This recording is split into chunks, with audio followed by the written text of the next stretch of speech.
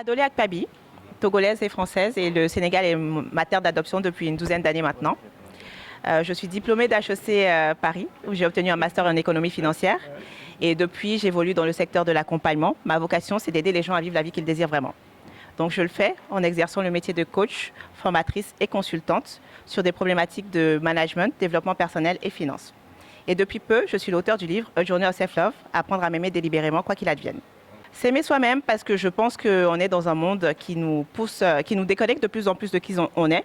Et pour pouvoir accomplir la mission qu'on est venu accomplir sur cette terre, je pense que le premier socle sur lequel on doit s'appuyer, c'est se connaître, s'aimer, pour pouvoir remplir son propre réservoir avant de donner au monde. Alors, je pense que quand on donne aux autres avant de se donner, quelque part déjà, on ne donne pas forcément de manière gratuite, on attend de l'autre que lui vienne remplir notre réservoir. Sauf que ce n'est pas la responsabilité de l'autre. On doit prendre soin de soi pour avoir les ressources nécessaires pour pouvoir se mettre au service du monde.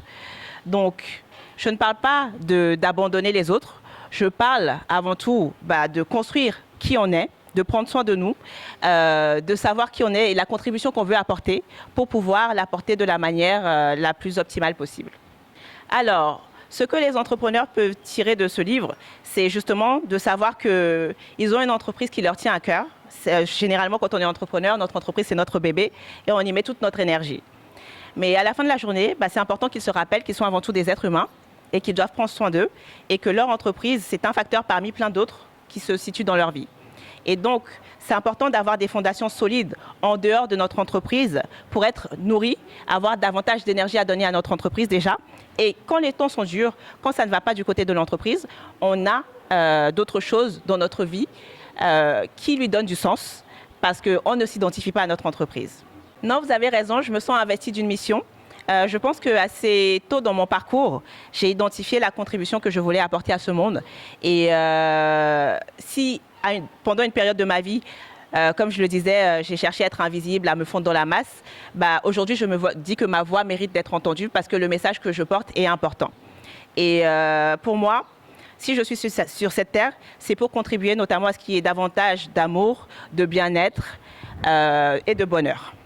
Ce que je peux dire à la jeunesse africaine aujourd'hui, c'est qu'elle ne se rend pas compte de la richesse qu'elle a et que c'est important qu'elle en prenne conscience. Et pour prendre conscience de sa richesse, il faut se connaître, il faut savoir qui on est, d'où on vient et il faut s'accorder de l'importance. Et les temps peuvent sembler durs, ils peuvent se comparer aux autres. Les réseaux sociaux sont là pour leur montrer tout un tas de choses qui les font rêver et qui font en sorte qu'ils se morfondent sur leur sort. Mais je veux qu'ils sachent qu'ils ont déjà en eux toutes les ressources qu'il leur faut, toutes les solutions, toutes les réponses, et qu'il leur appartient de faire en sorte de les révéler au monde. Et que ce qu'il y a ailleurs n'est pas mieux que ce qu'ils ont. Il leur appartient de construire. Et la vie est là à leur service. Alors, j'ai toujours aimé écrire. Déjà, dès mon plus jeune âge, j'écrivais des poèmes dans lesquels j'explorais mes pensées, mes émotions et mes ressentis. Donc, je dirais que c'est mon vecteur d'expression favori. Donc j'ai beaucoup lu aussi et je pense que ça aussi, ça a nourri mon appétit pour l'écriture. Beaucoup, en fait, on connaissait Adolé comme coach et consultante au niveau organisation et approche pour les PME et les entrepreneurs. Et en fait, on a découvert en Adolé la femme qui a un message, qui a écrit justement, et l'auteur. Et nous, c'est quelque chose qui nous tient beaucoup à cœur parce que Jocolab, on pense que tout part de l'humain. Et qu'en fait, et que dans cette dynamique-là, il nous faut nous connaître, il nous faut aussi revenir sur nos valeurs. C'est ça le Joko, notamment des valeurs de faire ensemble. Et d'ailleurs, la semaine mondiale de l'entrepreneuriat que l'on propulse pour la 13e année au Sénégal est placée sous le thème de Together We Build. Donc ensemble on construit, et nous on a dit qu'ensemble on construit le Sénégal. Parce qu'aujourd'hui, Sénégal 2050, c'est pas l'affaire juste des politiciens, de choses. On est tous des enfants du Sénégal. Et comment est-ce qu'on arrive à se mobiliser ensemble? Je pense qu'Adolé a donné des clés.